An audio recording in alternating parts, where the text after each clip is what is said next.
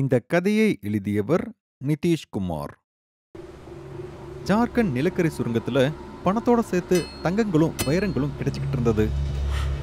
ஆனா நிலத்தை தோண்டும் போது சில நேரத்துல புது புது பாதைகள் உருவாகிட்டு இருந்தது. சில ரகசியங்களும் திறக்கப்படுது. இது என்னோட கடந்த காலத்துல நடந்த கதை. இன்னைக்கு கூட அதை நினைச்சு பார்த்தா என் உடம்பெல்லாம் அப்படியே சிலிர்க்குது. இந்த கதை எப்ப ஆரம்பிச்சதுன்னா, ஜார்க்கண்ட் நிலக்கரி சுரங்கத்துல ஆபீசரா பொக்ராவுக்கு போனேன். அந்த நாட்கள்ல இருந்து தான் இந்த கதை ஆரம்பிக்குது. ஆரம்பத்துல எல்லாமே நல்லா தான் போயிட்டு இருந்தது. எனக்கு அந்த சுரங்கத்தை பத்தி தெரியும். அங்க போறதுக்காக மட்டும்தான் முக்கியமா நான் பொக்ராவுக்கு வந்திருந்தேன். இந்த சுரங்கம் ரொம்ப வருஷமா மூடப்பட்டு தான் இருக்குன்னு நான் கேள்விப்பட்டேன். இது எல்லாமே ஒரு நாடகம். இது மூடப்பட்டதுன்னு சொல்லி கவர்மெண்ட் ஆபீசர் மக்களை ஏமாத்திக்கிட்டு இருக்காங்க. அந்த சுரங்கம் ரொம்ப வருஷத்துக்கு மூடப்பட்டிருந்தாலும் அதுக்கு அக்கம் பக்கத்துல நிறைய மக்கள் வாழ்ந்துகிட்டு வந்துட்டு இருந்தாங்க. மக்கள் நைட் ஆனா அங்க இருக்கிற டீ கடைக்கு வந்துட்டு போயிட்டு தான் இருந்தாங்க. அங்க ரொம்ப குளிரா இருந்தது. நானும் அங்க இருந்த ஒரு கட்டில் மேல என்னோட கம்பளியை போட்டு தலையணையா என்னோட பேக்கை வச்சு அக்கம் பக்கத்துல டார்ச் அடிச்சு பார்த்தேன். உண்மையில நான் அந்த டீ கடை ஓனரை கூப்பிட நினைச்சேன். நான் ரொம்ப அதிகமா அந்த இடத்துக்கு வந்துட்டு போயிட்டு இருந்ததால எனக்கும் அவருக்கு ஒரு நல்ல ஃப்ரெண்ட்ஷிப் இருந்தது. அப்போ ஒருத்தர் என்கிட்ட சொன்னாங்க, சார் இன்னைக்கு ரொம்ப அதிகமா குளிர் அடிக்குது, அதனால ரெட் டீ குடிக்கிறீங்களா? ரெட் டீ அப்படின்னு சொன்ன உடனே நான் ரொம்ப ஷாக் ஆகி அந்த கடைக்காரர்கிட்ட கேட்டேன், ரெட் டீயா? ரத்தத்தால செய்ய போறீங்களா என்ன? நான் அப்படி சொன்னதை கேட்டு நாங்க 2 பேரும் சிரிக்க ஆரம்பிச்சோம். அப்போ அந்த கடைக்காரர் அவர்கிட்ட இருந்த ஒரு மது பாட்டிலை எடுத்து எனக்கு முன்னாடி வைக்கிறாரு. அப்புறம் சிரிச்சுக்கிட்டே சொன்னாரு, சார் இதான் எங்க ரெட் டீ. உண்மையிலே 2 பெக் அடிச்சா போதும், உடம்புலாம் அப்படியே வேர்த்து கொட்டிடும். அதை பார்க்கும்போது எனக்கு ரொம்ப சந்தோஷமா தான் இருந்தது. ஆனா நான் அந்த கடைக்காரர்கிட்ட இப்படி சொல்லிட்டு வேண்டாம்னு சொல்லிட்டேன். இல்ல ஷாம், நான் ரொம்ப டயர்டா இருக்கேன், அப்புறம் பார்த்துக்கலாம், நான் இப்ப தூங்க போறேன். என்ன சார் இது? கடந்த 3 வாரமா நீங்க என் கடைக்கு வந்துட்டு இருக்கீங்க. எனக்கு தெரிஞ்சு நீங்க உங்களோட எல்லா கதையும் சொல்லியிருக்கீங்க. உங்களை பத்தி, உங்க குடும்பத்தை பத்தி, எல்லாத்த பத்தியுமே. பார்க்கறதுக்கு பெரிய வீட்டு பிள்ளை மாதிரி இருக்கீங்க. இருந்தாலும் நீங்க இங்க வந்து இந்த கடையில படுத்து தூங்கிட்டு இருக்கீங்க. அதிகமா ஏதாவது கேட்டா தூங்குறேன்னு சொல்றீங்க. என்ன சார், இன்னைக்கே ஏதாவது சொல்லுவீங்களா இல்ல இப்படியே படுத்து தூங்கிடுவீங்களா? அந்த டீ கடைக்காரர் எங்கிட்ட அப்படி சொல்லிட்டு என்ன தூக்கத்துல இருந்து எழுப்ப முயற்சி பண்ணாரு. ஆனா அவருக்கு இந்த விஷயத்த யாரால புரிய வைக்க முடியும்? உண்மையா தூங்கிட்டு இருக்கவங்கள எழுப்ப முடியும், ஆனா தூங்குற மாதிரி நடிக்கிறவங்கள எழுப்பவே முடியாது. ஆனா அன்னைக்கு என்ன நடந்துச்சுன்னு தெரியல. நான் உண்மையிலேயே படுத்து தூங்கிட்டேன். நான் அப்ப பாதி தூக்கத்துல தான் இருந்தேன். அப்ப அந்த டீ கடையோட தக்கர ஷீட் மேல ரொம்ப அதிகமா கற்கள் மழை பெய்ய ஆரம்பிச்சது. அந்த சத்தம் கேட்டதும் நான் தூக்கத்துல இருந்து முழிச்சிட்டேன். நான் எழுந்து உட்காந்து பார்த்தப்போ அந்த டீ கடைக்காரர் முழுசா குடிச்சிட்டு போதையில கீழே உட்காந்துட்டு இருந்தாரு. நான் நாலா பக்கமும் சுத்தி பார்க்கும்போது அங்க ஒரு மரண அமைதி இருந்தது. அப்போ மணி 3 ஆகி இருந்தது. கௌதம், இதுதான் சரியான நேரம். எந்த ஒரு வாய்ப்பை தேடி வந்திருந்தையோ அதை நிறைவேற்றுறதுக்கு இதை விட ஒரு நல்ல நேரம் உனக்கு கிடைக்கவே கிடைக்காது. இனிமே யோசிக்காத. இதை நான் எனக்குள்ளேயே சொல்லிக்கிட்டு அந்த நிலக்கரி சுரங்கத்தை நோக்கி நடக்க ஆரம்பிச்சேன். நான் கொஞ்ச தூரம் தான் நடந்து போயிருப்பேன். அப்போ போதையில உட்கார்ந்துட்டு இருக்கிற அந்த டீ கடைக்காரர் சொல்றாரு, எங்க போறீங்க சார்? உங்க கவசத்தையும் நீங்க உங்களோட எடுத்துட்டு போங்க சார். அந்த டீ கடைக்காரர் அப்படி சொன்னதை கேட்டு நான் அதே இடத்துல அப்படியே நின்னுட்டேன். நான் பின்னாடி திரும்பி பார்க்கும்போது அந்த டீ கடைக்காரர் போதையில ஏதேதோ உளறிக்கிட்டு இருந்தாரு. அந்த டீ கடைக்காரர் சும்மா தான் உளறிட்டு இருக்காருன்னு நினைச்சு நான் அந்த சுரங்கத்துக்குள்ள போக ஆரம்பிச்சேன். நான் அந்த சுரங்கத்துக்குள்ள போகும்போதே எனக்கு குளிர ஆரம்பிச்சது. நான் வேற ஏதோ ஒரு உலகத்துக்குள்ள போற மாதிரி நான் உணர ஆரம்பிச்சேன். ஆனா இந்த உலகத்துல இருட்டு தவிர வேற எதுவுமே இல்லை.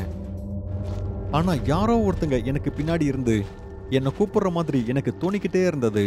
யாரோ ஒருத்தங்க என் கூட சேர்ந்து மேல பறந்துகிட்டே வந்துகிட்டு இருந்தாங்க. இதெல்லாம் கற்பனையா இல்ல இதெல்லாம் நிஜமா? எனக்கு அந்த சமயத்துல ஒண்ணுமே புரியல. பயப்படாத கௌதம், இன்னும் கொஞ்ச தூரம் தான் போக வேண்டியது இருக்கு. அப்பதான் உன் தாத்தாவோட கனவு நிறைவேறும் கௌதம். அந்த வைரத்தை இங்க தான் எங்கேயோ புதைச்சு வச்சிருப்பாங்க. அதை எடுக்கிறதுக்காக தான் இவ்வளோ கஷ்டப்பட்டு இந்த இடத்துக்கு வந்திருக்க. பின்வாங்காத கௌதம், சீக்கிரமா பக்கத்துல போ. இப்படி நான் எனக்கு நானே தைரியத்தை சொல்லிக்கிட்டு அந்த சுரங்கத்துக்குள்ள போய்கிட்டே இருந்தேன். அப்ப திடீர்னு யாரோ ஒருத்தங்க அழுதுட்டு இருக்கிற சத்தம் கேட்டுச்சு. அப்போ என் கண்ணு முன்னாடியே யாரோ ஒருத்தங்க இருட்டுல இருந்து வெளியே வந்துகிட்டு இருந்தாங்க. அவரோட கையில ஒரு சின்ன பொண்ணை தூக்கிக்கிட்டு சத்தமா அழுதுகிட்டே வெளியே வந்துகிட்டு இருந்தாரு. அப்புறம் சத்தமா அழுதுகிட்டே எல்லார்கிட்டையும் சொல்றாரு, யாராவது இருக்கீங்களா? என் பொண்ணு பேசவே மாட்டேங்கிறா. யாருக்காவது கேக்குதா? யாராவது எனக்கு உதவி பண்ணுங்க. என்னாச்சுனே தெரியல. யாராவது இவளுக்கு மருத்துவம் பார்க்க முடியுமா? இப்படி சொல்லிட்டு அந்த ஆளு நேரா வந்து அவங்க பொண்ணோட டெட் பாடியை என் காலுக்கு கீழே வச்சு அவங்க பொண்ணுக்கு சுயநினைவு கொண்டு வரதுக்கு ரொம்பவே கஷ்டப்பட்டுக்கிட்டு இருந்தாரு. ஐயா, எனக்கு உதவி பண்ணுங்க. இங்க இருந்து எல்லாரும் கிளம்பி போறாங்கன்னு கேள்விப்பட்டேன். நான் கத்திக்கிட்டே இருக்கேன், எல்லாரும் போய்கிட்டே இருக்காங்க. நான் பேசுறது யாருமே கேட்கல. இங்க பாருங்க, என் பொண்ணு இப்ப என் கூட பேச மாட்டேங்கிறா. சார், நீங்க கேட்டுட்டு இருக்கீங்களா? அந்த ஆள் சொல்றத கேட்டு நான் எதுவுமே பேசுறதுக்கு முன்னாடியே எனக்கு பின்னால ஏதோ ஒரு பொண்ணு வலியால சத்தமா கத்திக்கிட்டு இருந்தாங்க. நான் திரும்பி பார்த்த உடனே அங்க யாரோ ஒருத்தங்க ஒரு பொண்ணை உயிரோட எரிச்சுக்கிட்டு இருந்தாங்க. அந்த பொண்ணு வலியால சத்தமா கத்திக்கிட்டே என்னை நோக்கி ஓடி வந்துகிட்டு இருந்தாங்க. அந்த பொண்ணு எரியறத பார்த்து அப்புறம் அவங்க கத்துற சத்தத்தை கேட்டு என் ரத்தம் அப்படியே உறைஞ்சு போச்சு.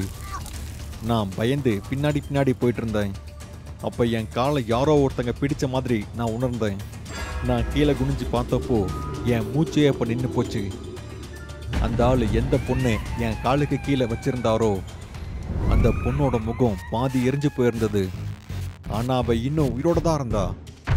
அவளோட நகத்தால என்னோட காலை அப்படியே குத்தி கிழிச்சிக்கிட்டு இருந்தா. எனக்கு ரத்தம் ஒழுகிட்டு இருந்தது. எனக்கு அப்போ என்ன பண்ணுறதுன்னு ஒன்றும் புரியலை. அப்போ திடீர்னு நிலத்துல இருந்து நிறைய கைகள் மேலே வந்து என்னோட காலை பிடிச்சு அதோட நகங்களால் என்னை குத்த ஆரம்பிச்சது. அந்த சுரங்கத்திலிருந்து வந்த கைகள் எல்லாம் என்னை மெதுவாக அப்படியே சுரங்கத்துக்குள்ளே இழுக்க ஆரம்பிச்சது. அப்போ நான் அந்த நிலைமையை சுதாரிக்க முயற்சி பண்ணும்போது நேரம் ரொம்ப தாமதமாக இருந்தது. ஏற்கனவே என்னோட பாதி உடம்பு நிலத்துக்குள்ளே தான் இருந்தது. காப்பாத்துங்க, எனக்கு யாராவது உதவி பண்ணுங்க, யாராவது காப்பாத்துங்க, இவங்க என்னை கொல்ல பார்க்குறாங்க. நான் இப்படி உதவி கேட்டு ரொம்ப சத்தமாக கத்திக்கிட்டு இருந்தேன். அந்த நிலத்திலிருந்து மேலே வந்த கைகளை நான் பார்த்துக்கிட்டு தான் இருந்தேன். ஆனால் அந்த இடத்துல எனக்கு உதவி பண்ண யாருமே வரல. என்னால் உயிரோடு இருக்க முடியுமான்னு தெரியல. நான் நிலத்துக்குள்ளே புரிஞ்சுக்கிட்டே இருந்தேன். தாத்தா, என்னை மன்னிச்சிருங்க. நீங்கள் ஒளிச்சு வச்ச அந்த வைரத்தை என்னால் இங்கேருந்து எடுக்கவே முடியல. முடிஞ்சா என்னை தயவு செஞ்சு மன்னிச்சிருங்க தாத்தா. இந்த கடைசி வார்த்தையை நான் எனக்குள்ளேயே சொல்லிக்கிட்டு நான் அப்படியே அந்த சுரங்கத்துக்குள்ளே புதைஞ்சு போயிட்டேன். ஆனால் என் உடம்புல இருக்கிற ரத்தம் இன்னும் சூடாக தான் இருந்தது. இன்னும் கூட நான் மூச்சு விட்டுக்கிட்டு தான் இருந்தேன். எப்படியாவது நான் மறுபடியும் மேலே வரணும்னு என் சக்தியெல்லாம் கூட்டி நான் முயற்சி பண்ணிக்கிட்டு இருந்தேன். அப்போ திடீர்னு மறுபடியும் எனக்கு பல பேரோட குரல் கேட்க ஆரம்பிச்சது. அப்போ ஒரு பொண்ணு சொல்றா, பத்திரமா இருங்க, யாரோ என்ன தொட முடியாது. ஒருவேளை நீங்க யாரையாவது என்ன தொடணும்னு நினைச்சீங்கன்னா என்ன நானே கொளுத்துக்குப்பேன். என்ன தொடாதீங்க, என் கிட்ட வராதீங்க, உங்க யாரையும் உயிரோட விட போறதில்ல. அப்போ யாரோ ஒரு ஆள் சொல்றாரு, இந்த ஊரை விட்டு நாங்க நிரந்தரமா போயிடுறோம், என்னையும் என் குடும்பத்தையும் விட்டுருங்க, என்ன உயிரோட எரிச்சிடாதீங்க. அப்போ ஒரு மூலையில இருந்து ஒரு பையனோட குரல் கேக்குது. அப்பா, நீங்க எங்க இருக்கீங்கப்பா? இங்க பாருங்கப்பா, யாரோ அக்காவை கொன்னுட்டாங்க. அம்மாவையும் அவங்க நிறைய அடிச்சிருக்காங்க. அம்மா எதுவுமே பேச மாட்டேங்கிறாங்க. எனக்கும் ரொம்ப வலிக்குதுப்பா, நீங்க வாங்கப்பா. என் கண் இன்னும் மூடிதான் இருந்தது. என்னமோ இது எல்லாமே என் முன்னாடி நடந்துட்டு இருக்கிற மாதிரி எனக்கு தோணிக்கிட்டு இருந்தது. நிறைய பேரோட வீடு எரிஞ்சிட்டு இருக்கிற மாதிரி எனக்கு தெரிஞ்சது. அதுல நிறைய பேரை உயிரோடையே எரிச்சிட்டு இருந்தாங்க. சில பேர் பெண்கள் கூட தப்பா நடக்க முயற்சி பண்ணிக்கிட்டு இருந்தாங்க. அவங்க கத்துற சத்தத்தை கேட்டு என் காதுல இருந்து ரத்தம் வழிய ஆரம்பிச்சது. ஆனா என் கண் தான் மூடி இருந்தது. மூடி இருந்த கண்ணால என்னால எப்படி இதெல்லாம் பார்க்க முடிஞ்சது? இந்த விஷயத்தை பத்தி யோசிச்சுக்கிட்டு நான் என் கடைசி மூச்சை சுவாசிச்சுக்கிட்டு இருந்தேன். இப்ப என்னால சுவாசிக்க கூட முடியல. தலை சுத்த ஆரம்பிச்சது. என் தலை பாரமா இருக்கிற மாதிரி நான் உணர்ந்தேன். இப்ப எனக்கு புரிஞ்சிருச்சு, என்னோட சாவு எனக்கு ரொம்ப நெருக்கமா வந்துருச்சுன்னு. அதை என்னோட உடம்பும் இப்ப உணர ஆரம்பிச்சது. நான் என் கடைசி மூச்சை எடுக்கும்போது அப்போ நிலத்துக்குள்ள ஒரு கை வந்து என்னோட சட்டையை பிடிச்சு அந்த நிலத்துக்குள்ள இருந்து என்ன மேல தூக்கிடுது. காலையில் நான் கண் திறந்து பார்த்தபோது டீ கடைக்காரர் எனக்கு முன்னாடி நின்றுக்கிட்டு இருந்தாரு. கையில டீ வச்சுக்கிட்டு இருந்தாரு. எடுத்துக்கோங்க சார், டீ. இந்த ஒரு கப் டீயோட உங்க புது வாழ்க்கையை நீங்க ஆரம்பிங்க. டீ கடைக்காரரை பார்த்த உடனே நான் தெரிஞ்சுக்கிட்டேன், நேத்து என்னை காப்பாத்தினது இந்த டீ கடைக்காரர் தான்னு. நான் உடனே எழுந்து டீ கடைக்காரரை கட்டி பிடிச்சேன். எனக்கு பெரிய உதவி பண்ணிருக்கீங்க நண்பா. நீங்க மட்டும் இல்லாம இருந்திருந்தா என்னால இன்னைக்கு சூரியனை பார்த்திருக்கவே முடியாது. ஆனா ஒரு விஷயம் சொல்லுங்க, அந்த நேரத்துல நான் அங்க மூழ்கிட்டு இருப்பேன்னு உங்களுக்கு எப்படி தெரியும்? என்னோட கேள்விக்கு அந்த டீ கடைக்காரர் பதில் சொன்னாரு. என்ன சார், அந்த ஆத்மா உங்களையும் உள்ள இழுத்துக்கிட்டு இருந்ததா? உங்களுக்கு முன்னாடி நான் இன்னும் 2 பேரோட உயிரை காப்பாத்திருக்கேன். அதனாலதான் நீங்க எங்க இருப்பீங்கன்னு எனக்கு நல்லாவே தெரியும். ஆத்மாவா? என்ன சொல்லிட்டு இருக்கீங்க? ஆமா சார், ஆத்மாதான். இவங்க எல்லாரும் 1984 பொக்காரோ கலவரத்துல கொல்லப்பட்டவங்களோட ஆன்மா. அந்த கலவரத்தால இந்த ஊர்ல இருந்த யாருமே உயிரோட இல்ல. அந்த கலவரத்துல இறந்தவங்கள யாரும் உரிமை கோராத பிணங்களை இந்த சொர்க்கத்துக்குள்ளதான் புதைச்சு வச்சாங்க. இப்ப கூட அவங்க இங்க வந்துட்டு போறவங்களுக்கு அவங்களுக்கு நடந்த அநியாயத்தை அவங்க காமிச்சுக்கிட்டு இருக்காங்க. இன்னும் கூட அவங்க நீதிக்காக போராடிட்டு இருக்காங்க. ஆனா நீதி வழங்க யாரும் முன் வரல. அந்த டீ கடைக்காரர் சொன்னதை கேட்டு இப்ப எனக்கு எல்லாமே தெளிவா புரிஞ்சது.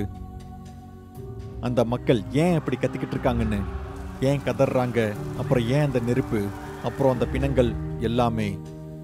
நான் முன்னாடியே பொக்கராவோட சுரங்கத்தை பத்தி கேள்விப்பட்டிருக்கேன். ஆனா இது இவ்ளோ பயங்கரமா இருக்கும்னு நான் என் கனவுல கூட நினைச்சு பார்த்ததே இல்லை.